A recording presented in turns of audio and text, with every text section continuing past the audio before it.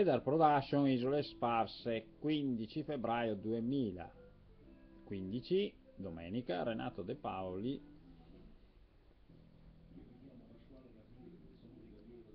Ecco Chamar marzo, il 28 di febbraio, primo di marzo, finisce l'anno Veneto e scomizia quello nuovo.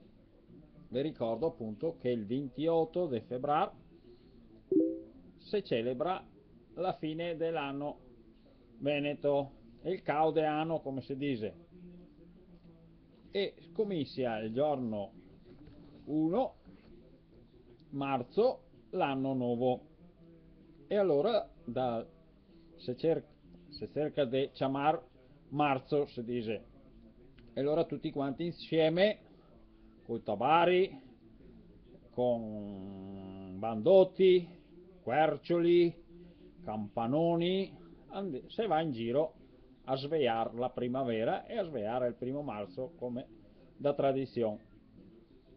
Quei che ha le radici più lunghe, gli fa ancora il buriolo al 28 di febbraio. Poi si può cantare, bere un bicchiere di vino e far filò in compagnia. Questa è la tradizione veneta. Prepareve Eder Production e Isole Sparse, Renato De Paoli. Grazie se mi avete ascoltato. Scrivi qualcosa qua sotto.